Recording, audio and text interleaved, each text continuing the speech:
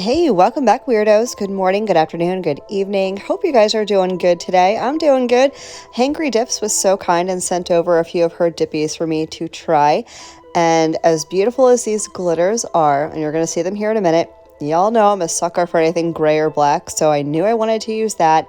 And we're going to do a little Save the Boobies nails today. So here are the color swatches. This one is Voodoo. It is like a deep charcoal gray black. It's also a glow, and I didn't even know. I didn't know until like 2 days later when they surprised me at night. Here is Fear the Pumpkins, an orange base with some glitters, and this is a glitter-packed Bellagio. Absolutely beautiful. Okay, so we're going to play with Voodoo, and I hadn't done on the channel a Save the Tatas mani. I did one in the iGel Facebook group, if you watched that like a week or so ago. Wait, what? Do I know words? So I wanted to pair this with a pink, and I grabbed Good Kisser from iGel Beauty. This is typically not my pink journey. You guys know I'm not like the biggest pink person. However, I have to tell you, all the iGel Beauty dip powders, in my personal opinion, are so freaking amazing to work with. I love a soft dip powder. Y'all, this was like the softest dip powder I've ever stuck my fingers in. I know, I sound like a creep right now. However, I just don't even have words. It's so soft and so silky and so fluffy, and I just love it with my whole entire heart. Anyway, so I'm going to do 2 coats of this on my ring nail. This is going to be accent nail number 1. We're going to do accent nail number 2 with a little stamping a little bit later. I should tell you, this entire video is going to be real time. This is real time, my dip application stuff. I will file and buff off camera per my usual, but I will leave my filing routine down in the box just in case you guys haven't seen that or don't know what you're doing or want to see how I do my filing and shaping. But the dip application and top coat and stamping is all going to be real time. So you can see, how long it takes me, what my step-by-steps are. I'm not cutting anything out. This is all real time. So I'm going to go in with coat number 2. I am using my Sparkle & Co. Low Scent Dip Base, which I've been super obsessed with. It has literally 0 odor. It dries down a little bit slower than their regular base coat, which I didn't think I was going to like, but I'm kind of living. This is like my new favorite base. I'm not going to use anything else unless someone tells me I need to, which is unlikely, so I'm going to do what I do. If you are looking for a new base, by the way, I would highly suggest this. They do not pay me to say these things. I am not commissioned in any way by Sparkle & Co. This is just something that I love so much with my whole entire heart, so I want to share it with you guys. So I went in for dip number 2 with Good Kisser, and the opacity is perfect. I have 0 issues, no complaints. Cleaning up a little bit with my orange wood stick, and I'm going to clear cap, and then we're going to move on to Voodoo. And like I said, I was wondering, I said to myself, Voodoo, this has to be something magical, but maybe I'm wrong. I've been wrong before. It's an unlikely, but it happens. So I didn't expect it to glow, not even a little bit, nor was I told that it glowed. And then literally 2 days later, I'm like in bed going to sleep, and I open my eyes for some reason, and my nails are glowing, and I'm like, huh? What? Did I put a glow dip powder on? I don't remember. I don't know what I'm doing. And sure enough, I found out that Voodoo glows. But then they popped off in the morning because I do use peel off base coat. I was unable to capture a photograph, and I'm sorry, I suck. Speaking of peel off base coat, I do use UNT peel off base coat. I had so many questions about peel base constantly, and if you like to change your manis every couple of days, 2 to 3 days, maybe 4 tops, peel off base coat is amazing. However, if you are looking for a whole week's wear out of a mani or longer than that, peel base is not going to be your journey. It's peelable for a reason. It was actually created for swatchers to get on and take off manis like super fast. So it's intended to pop off at a moment's notice at any point after you're done. Sometimes before you're done. I've had peelies pop mid-file. And I'm like, well, crap, now I gotta do this all over again. So cautious with the peel base. If you want to take that chance, I do recommend it. I really do. For me, because I do my nails like twice a week, I love it. But if you don't want to do that, then I would steer clear. Okay, so I got my clear on. I did use the iGel clear. Pretty much the only clear I'm using these days, mostly because I have so much of it. And I really wanted to show you the profile of these nails as I do them. Look how smooth, no lumps, no bumps, no weirdness. They're not thick. And I do have the tiniest bit of builder gel on right now, just to protect my natural nail when they, the peelies pop and fly off. So that is just a testament to the base and the powder working in perfect harmony together. This will not require a lot of filing at all. So I'm gonna go ahead and activate. I'm using the Sparkle & Co. activator. I like the Sparkle & Co. liquids. I really do. This activator is my favorite activator. And I know I've said it before, and I have heard people say it before. Activator is activator. And I now know through my years of experience that is a fallacy. It is false. I don't believe it anymore. I think they're activators that do not work. I've had really bad experiences with some of them. Sparkle & Co. never does me wrong, so I'm going to keep using it. Now we're going to get into Voodoo. Now, as you can probably imagine, like with most very deep, dark dip powders, I was concerned slightly about staining, although it's not a hard thing to fix. It takes a little patience and some elbow grease, but you can fix it if you get staining or product around your cuticles. But I always find the easiest way to prevent that is with careful application. So I'm going in here. I wanted to touch on something else too, because I've been asked this question in the recent past.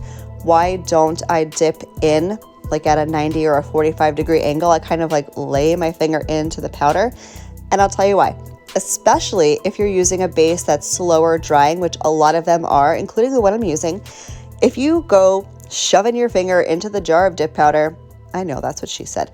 If you just go shoving it on in there, there's a good chance you're going to wind up with a ledge at the front of your nail from where you pushed that base a little bit up your nail. So to remedy that or prevent it, I like to lay my finger down in as flat as possible. That way I don't have a ledge at the front of my nail, because that's going to create more filing, uneven color, and you're giving yourself more work to do. So I like to dip that way. And of course, as I say in most of these videos, if you're doing something and it's working for you and you like doing what you do, don't even listen to me. Dipping is so personal, and there's not really a wrong way. There's not really a wrong way to do it. So if what you're doing is working, keep doing what you're doing. I'm going to keep doing what I'm doing, and we're all going to be happy. And there'll be peace and harmony and sunshine and rainbows. Moving on to the pinky nail. I am going to do 2 dips of this in total, and then I'm going to do my clear cap like usual.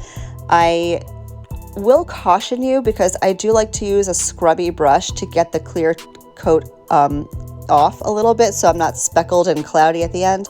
Just the excess clear dip powder, However, if you are using a slow drying base like Sparkle & Co., you want to make sure your nails are dry before you go in with a scrubby brush, or you're going to gum stuff up and also give yourself more work to do. So just a cautionary with that. I am going to finish up the application here, the first dip on the thumbnail. We're going to do a whole second dip, and then we're going to do our clear cap. But I really wanted to show you, when I dust off excess, that there is absolutely zero staining. And now in hindsight, now that I know that this is a glow, that could be attributed to the way this dip is pigmented, which I think is genius and perfect. It is pigmented enough to be opaque, and it is, which you're going to see later on, but it is not pigmented to the point where it's going to stain your skin, stain your cuticle area, stain your brushes real bad. Although I will show you how to clean off brushes here in a little bit, because I know I've had a lot of questions about that too. And I'm going to show you how I do it, and I'm going to explain my favorite tool in the whole entire world and why it works the way that it does so perfectly. Okay, so I'm just going to go back in and dip all of these nails one last time to make sure there's no wet spots. That way when I go to brush off excess, I don't gum up my brush, I don't mess up my nails. You want to make sure there's nothing wet on your nail when you brush off excess. So here I am, brush off excess, zero staining. I was so happy to see that. Okay, so dip number 2. You're going to notice, you probably have noticed through the process, I like to wipe off my base brush on a paper towel. I do this for 2 reasons. One, both colors I'm using, the pink and the black, are pigmented, right? And they're deep pigments. So in order to prevent my brush from being stained and thus staining the entire bottle of base, contaminating every mani from here into the future, I like to wipe the brush off, but also it really helps prevent against contamination. If you guys have ever gone to use your dip base, or your dip top for that matter, and you've noticed that it's a little gummy or slimy or goopy or hard, it's probably due to product contamination. I mean, the air can do it too if you leave it open or sitting out for any period of time, but I find that the dip powder is what normally contaminates your dip base and makes it difficult to use. So I like to brush off my base brush. Yeah, I think that's right. On a paper towel in between every nail to make sure there's no powder. This is especially important if you're using any kind of glitter, because glitter will get up in your brush bristles and make your life difficult. So brush off, wipe off, make sure your brush is cleaned off on a paper towel in between every single nail, and that will keep your brushes pristine so you don't have to waste product. Because if you're like me and your stuff starts getting slimy, I'm eating it. It's in the garbage. I'm not going to use it anymore because I don't want to ruin another mani. You know what I'm saying? So tip number 2, we're on a roll. We're getting into the pinky nail.